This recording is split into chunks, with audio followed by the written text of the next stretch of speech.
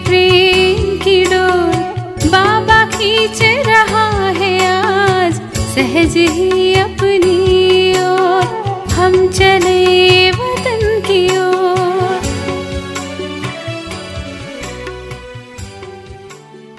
ஓம் சாந்தி 6/2/1974 அவ்யக்த பாப்தாதா மதுபன். வாணியின் தலைப்பு பகுத்தறியும் சக்தி மூலம் மகாரதியை பகுத்தறிவது. எப்படி தந்தையை ஆவகானம் வரவழைக்க செய்ய முடியுமோ, அதாவது சர்வசக்திவானை ஆவகானம் செய்ய முடியுமோ, அதுபோலவே தன்னுள் எந்த நேரம் எந்த சக்தி தேவையாக இருக்கிறதோ அந்த சக்தியை ஆவாகனம் செய்ய முடியுமா? அதாவது உள்ளடங்கியிருக்கும் சக்தியை சுரூபத்தில் கொண்டு வர முடியுமா? எப்படி தந்தையை அவ்யக்தத்திலிருந்து உடலற்ற நிலையிலிருந்து உடலில் அதாவது வியக்தத்தில் கொண்டு வருகிறீர்களோ அம்மாதிரியே ஒவ்வொரு சக்தியையும் காரியத்தில் கொண்டு வர முடியுமா? ஏனென்றால் அனைத்து சக்திகளையும் காரியத்தில் கொண்டு வருவதற்கும் வெளிப்படுத்துவதற்குமான நேரம் இதுவாகும். எப்பொழுது வெளிப்படுமோ அப்பொழுதுதான் சக்தி சேனையின் வெற்றி முழக்கம் நாலாபுறமும் பரவும். இதில் வெற்றிக்கான முக்கியமான ஆதாரம் பகுத்தறிவதின் சக்தியாகும். பகுத்தறிவதற்கான சக்தி இருந்தால்தான் மற்ற சக்திகளினாலும் காரியம் செய்ய முடியும். பகுத்தறியும் சக்தியின் குறை இருப்பதினாலும் மேலும் சக்திகளை மிக சரியாக காரியத்தில் கொண்டு வராததினாலும் எப்பொழுதும் வெற்றியடைபவராக ஆக முடிவதில்லை. அஷ்ட சக்திகளும் இப்பொழுது வெளிப்படையான ரூபத்தில் தென்பட வேண்டும். அஷ்ட சக்திகள் ஒவ்வொரு நேரமும் வெளிப்படையான ரூபத்தில் தென்படுவதுதான் மகாவீரனின் அடையாளமே ஆகும்.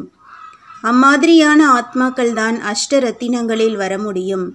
நான் மகாரதியின் அதாவது யானைப்படையின் நிலையில் இருக்கிறேனா அல்லது குதிரைப்படையின் நிலையில் இருக்கிறேனா என்று பகுத்தறிய முடியும் அளவிற்கு முயற்சி செய்வதில் என்ன இடைவெளி இருக்கிறது? யார் மகாரதியாக இருப்பாரோ அவர் எந்த ஒரு பிரச்சனையையும் அல்லது வரக்கூடிய சோதனையையும் வருவதற்கு முன்பாகவே தெரிந்து கொள்வார் என்ற இதுதான் முக்கியமான வித்தியாசமாக இருக்கும். தடைகளை முன்பாகவே தெரிந்து கொள்ளும் காரணத்தினால் புயல் அல்லது பிரச்சனையை எதிரில் வரவிட மாட்டார். எப்படி தற்சமயம் அறிவியலின் மிக முன்னேற்றமான நிலை எது? தூரத்தில் இருந்தும் முன்பாகவே தெரிந்துவிடுகிறது. முன்பாகவே தெரிந்துவிடும் காரணத்தினால் பாதுகாப்பிற்கான வழியை கடைபிடித்து விடுகிறார்கள். எதிரி வந்த பின்பு அவரோடு சண்டையிட்டு வெற்றியடைவது இதில் கூட நேரம் எடுக்கும் இல்லையா? தற்சமயம் எப்படி அறிவியலின் கண்டுபிடிப்பு தரத்தில் மிகவும் துல்லியமாகிக் கொண்டே போகிறதோ அதே போன்றே மகாரதிகளின் முயற்சி செய்வதும் கூட மிகவும் உயர்ந்ததாக இருக்க வேண்டும். தடை வந்தது மற்றும் ஒரு வினாடியில் சென்றுவிட்டது என்று அப்படி கூட கூடாது. இது கூட மகாரதியின் நிலை அல்ல. மகாரதியோ தடையை வரவே விடமாட்டார். அதாவது அதில் ஒரு வினாடியை கூட வீணாக்க மாட்டார்.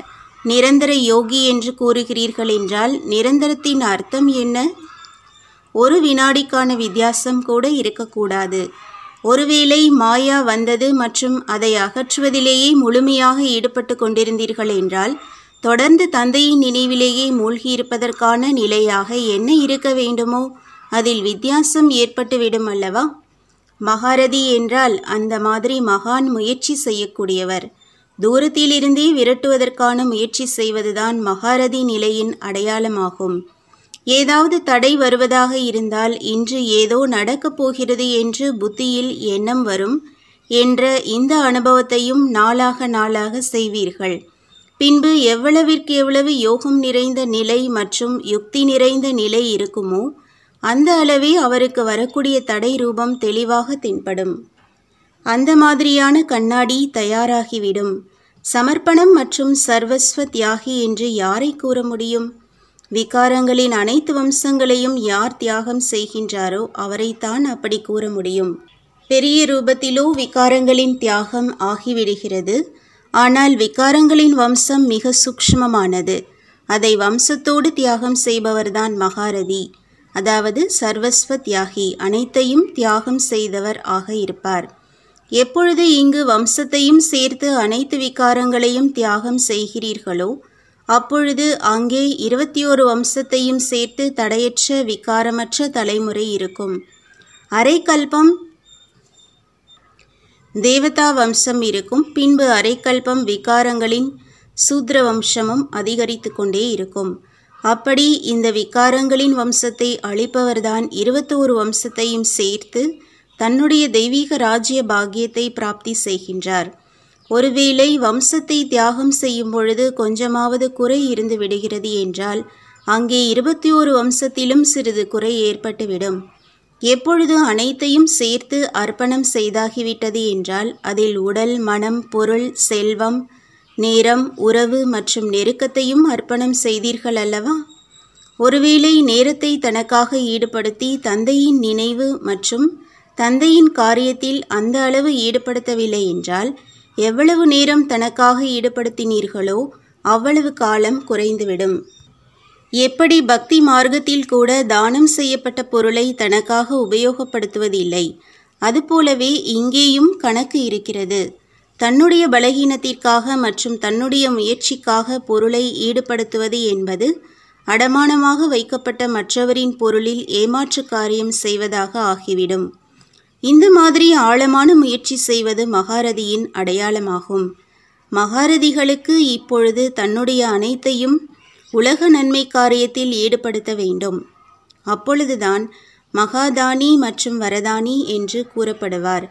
எப்படி லைட் ஹவுஸின் பிரபாவம் தூரத்திலிருந்தே பார்க்க தென்படுகிறது மற்றும் நாலாபுரமும் பரவுகிறது, அதே போலவே மகாரதி நிலையின் பிரபாவமும் அந்த மாதிரி இருக்கும்.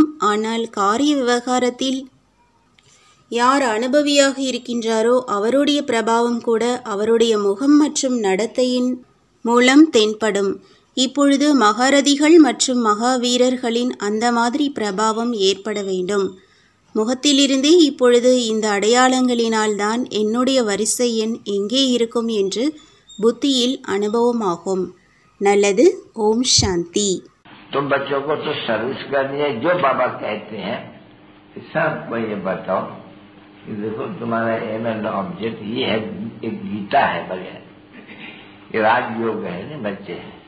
कैसे है राजयोग? बिल्कुल सहज है कि बाप को याद करो तो ये वैसा मिलेगा तुमको। ओम शांति।